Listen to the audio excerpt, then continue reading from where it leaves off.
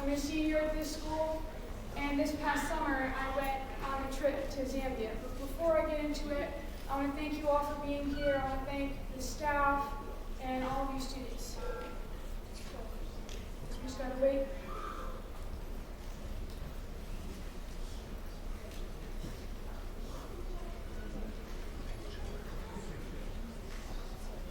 One sec, guys.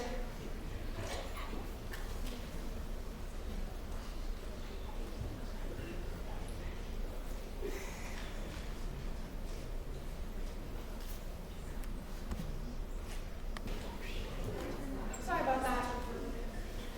So, this past summer, like I said, I went to Zambia, and I went with an organization called Overland Missions. And I actually haven't heard about this group for until this past January. And so I never imagined that I'd ever be going anywhere out of the United States until this past summer, when God just completely took control. And I ended up going to Zambia. It took me forever to get into it, but that's just the basics. So you can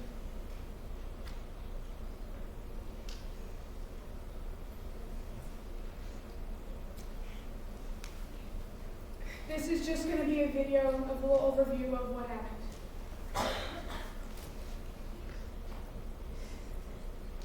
You're going to see and move, I believe, in ways that you might not ever. Good morning from Africa. We made it to Zambia. Actually, we're in Livingston right now.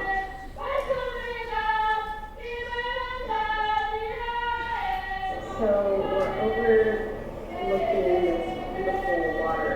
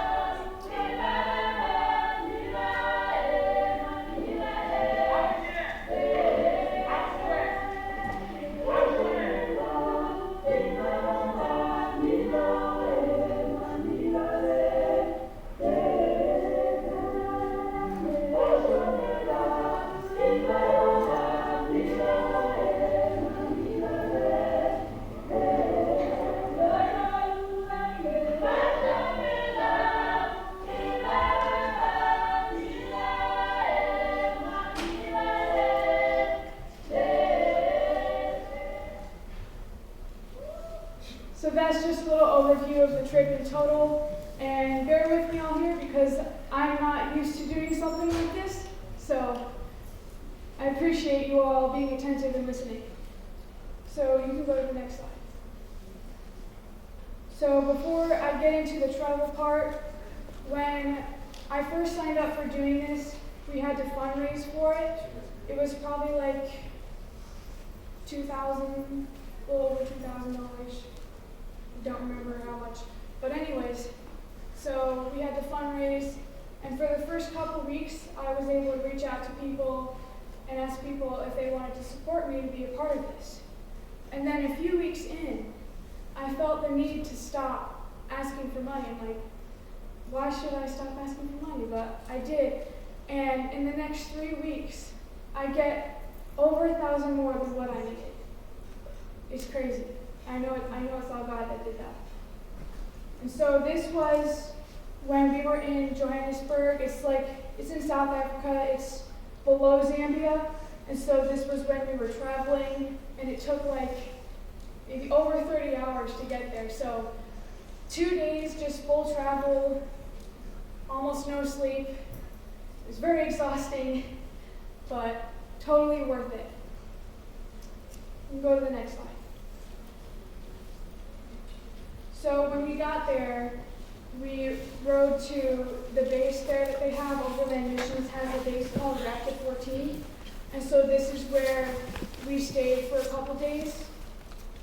That is below, you can't really see it, but that's the Zimbabwe River. And it actually was a part of Victoria Falls. And Victoria Falls is actually a part of, I think, the 7 natural wonders of the world.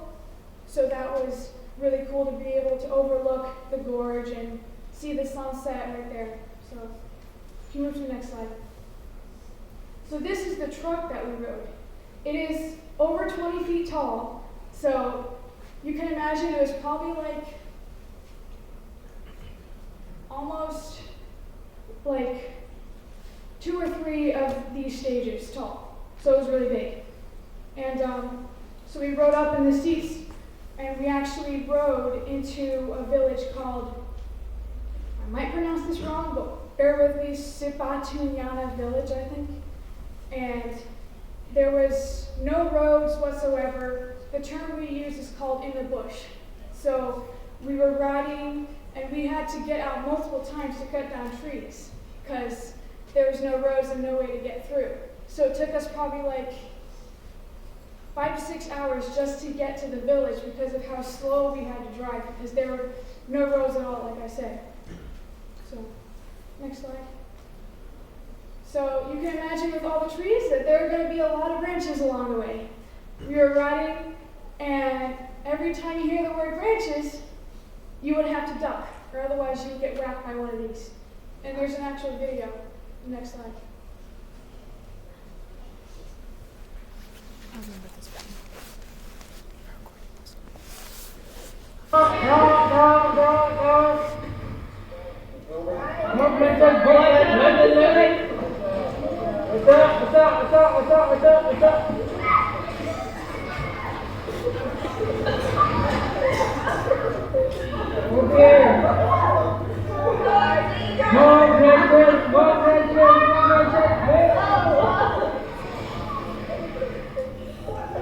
Lift the legs, more pressure, down, down, down. Okay, get side, get out.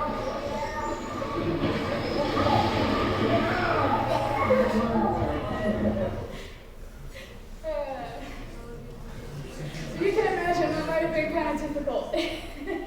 That was probably one of my favorite videos though. So this is where we actually set up camp. You don't see it in the picture, but there's like a circle of tents, little campfire, the truck that had all our supplies. And so every day when we were in the village, usually we would stay here, we would get ready, and then the whole day we would go out to different houses and different huts, and we would go and we would share the gospel with people. So you can move to the next slide. So this was probably the 3rd or 4th day we were in the village. There was kids ministry. This is a school there. There were probably like 30 to 40 kids there. And the night before, the expedition leader, the leader of our group, was asking, who wants to lead this? And usually for me, if you know who I am, I'm not usually someone who wants to get out and do something or lead something. But I felt something in me to go out and to lead it. So I said, I will. Just kind of came out of me. I didn't know where it came from. But so we went there. It was probably like an hour walk there, so like 3 miles. It was a lot of walking. So we were pretty tired by the time we got there, but it was a lot of fun. We got to play games with the kids. We got to sing songs in their language, which is the Tonga language. We had no idea what we were saying, but we sang along anyways. So I wasn't done yet. So when we were working with the kids, one thing that we also did is we did some skits from the Bible. And I had to lead the skits. So I remember when we first got there, I was really nervous, like, I don't want to do this. I don't want to lead the skits in front of everybody. What if I mess up? Kind of how I feel about it right now. So one of the skits that we did was the Lost Sound story, and I'm sure some of you know that. But it was just a way to get to the kids and show them how much God loves them through these skits, and they really enjoyed it. So you can move on to the next slide now. So this is a picture of the woman I'm going to talk about. She isn't actually in the picture, but one of her relatives is. And this is at their well. It wasn't working, so we helped to get all the water out. At first it wasn't coming out, but then actually we prayed over the well, and then all of a sudden water started coming out. So I'm like, yay! And but the lady I want to talk about, this is probably one of my favorite stories of the whole trip. Her name is Mama Jen. And we got to their house, and they were all outside. There was a little mat, and there was this lady sitting on the mat. And she looked so depressed and so sad, and like, I didn't really know how to interact with her, but because they speak in a different language, we had translators. So when we would talk to someone, I would speak English, and then the person next to me who knows English and Tonga, they would translate for me, and then speak Tonga to the person. So we were just kind of hanging out and talking with Mama Jen and with her other relatives. And then I felt the need to say, watch and see what I would do. That wasn't what I was going to do, but God was going to do something in Mama Jen's life. I had no idea what it was going to be, but I told her that, and she said that she believed that. So then it was probably the last day that we were in the village. I wasn't able to see Mama Jen again after that one day, which was kind of sad, but a couple other of my team members went to her house, and they were talking with her, they were praying with her, all that stuff. And that night, we gathered together, the whole team gathered together, and from what I heard now is that before, she wasn't walking, and she could not see at all. She was blind because of blood pressure in her eyes. But one of my team members said that when they went back, she was walking, she could see, and she was actually joyful and happy. She didn't seem so depressed anymore. She wasn't sad. She was running around. She challenged my team members to a race to see if she could beat them. It was awesome. That's just amazing how the God of the universe can do that. I never saw anything like that before, but when I did, it opened my eyes to see that there is a God that is with us and wants to help us. So, yeah, we can move to the next slide now. So before we play this video, I just wanted to say that every night, we would gather the whole village together. We would get around in a circle around a fire, and we would dance and we would sing in their language. Like this video, we would dance. It was called night meetings. So we would go and we would hang out with the people in the village, and it was just an awesome time of community and being able to get to know them more, because we only had like a week with them, so it wasn't as much as we planned, but that's how much we had, so we made the most of our time. So you can play the video now.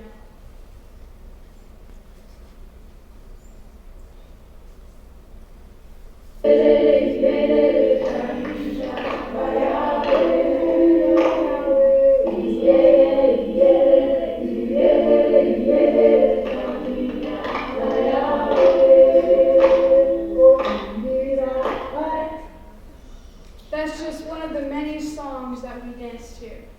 Like I said, I had no idea what it meant till one of the translators told me. But it was an amazing time, and it was also probably one of my favorite parts of the trip in total. This is actually a picture of the night sky. I didn't get this picture because my phone doesn't work that good, but someone got a picture of, that's the Milky Way, and you could literally see it with your naked eye. You can't see that here, but because there's no light pollution, you can see the stars really well. So, can you move to the next slide? This is when we were at Victoria Falls. Next to me is my friend Rita. She was also one of the translators. And we went to Victoria Falls probably the second to last day that we were there in Zambia. So like a little time to refresh and before having to travel for the next 30 hours back home. So that was a lot of fun. And I gotta say, I love Rita because she's just so encouraging. and so awesome. And one of the things I remember she told me was, what was it? I can't remember now. I have to look. Anyways, but she is just, I love her so much. So, was that the last slide? Yeah, that was the last slide. But before we finish, I did want to say that I want to describe what this has done to me. Because when I first before I even signed up, it was probably December 2022, I had no idea of ever, like I said earlier, ever going to the nations or ever doing anything like this that was not on my radar whatsoever. And I came to a place where my eyes were opened to see people's need, not just physically, because there are people out there that have physical needs, but they also have spiritual needs. And so being able to see here on this trip, see people's needs and see what they were going through, it touched my heart and brought me to a point where there's so many people out there, everywhere in this whole world, not just in the nations, but literally everywhere, even here, where there are people in need. There are people here that might even be right next to you that might be in need and might not even know it. Because I know for me, we always have the pressure to want to fit in and stuff.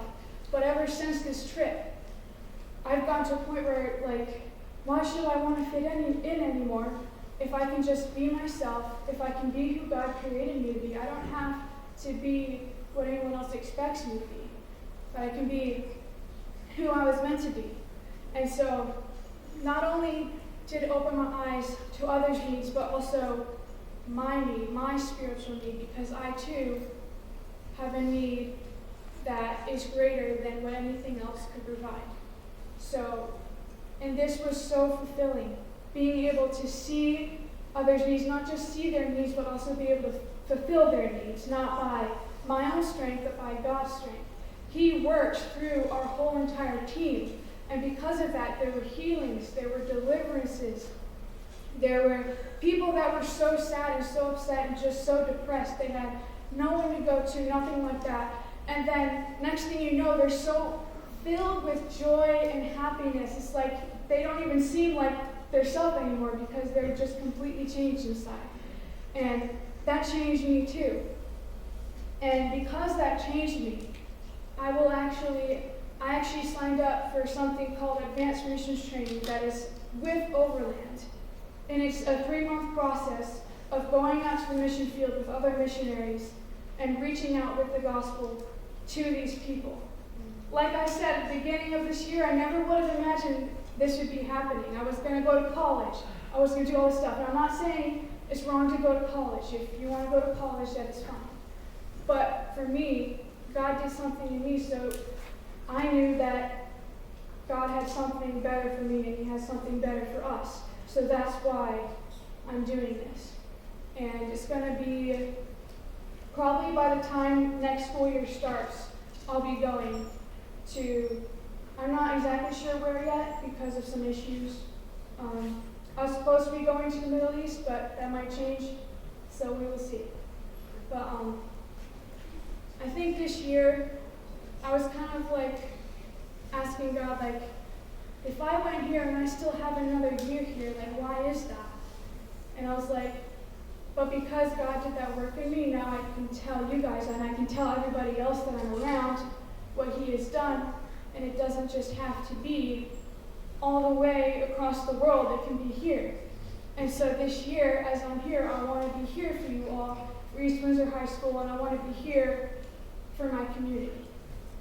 So, thank you all for listening. If there are any questions, I know there are probably a lot of questions, feel free to come up to me after, or if you think if it's appropriate right now, even once I'm done talking, we can take questions or any comments, or if you just want to know more, I'm open to talking to whatever it is that, literally anything. So, thank you all for listening. It meant a lot for me to share.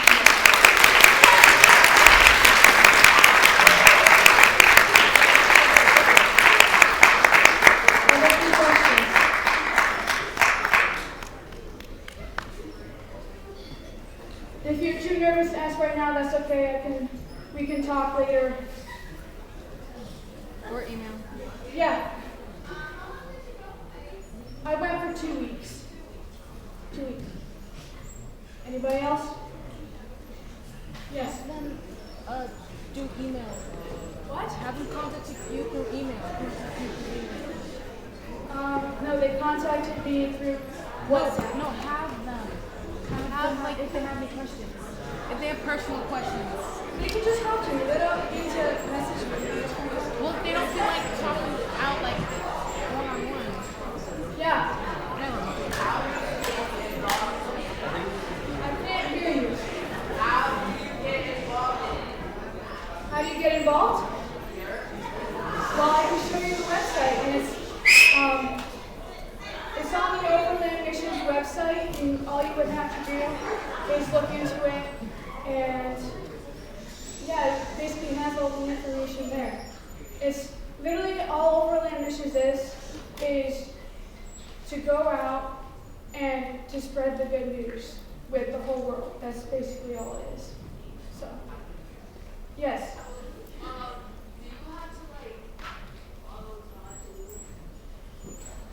Oh, God, to do it. Well, I think it comes from a point of like, why would you want to do it if you weren't doing it for them? Because I wouldn't want to do this if I wasn't doing it for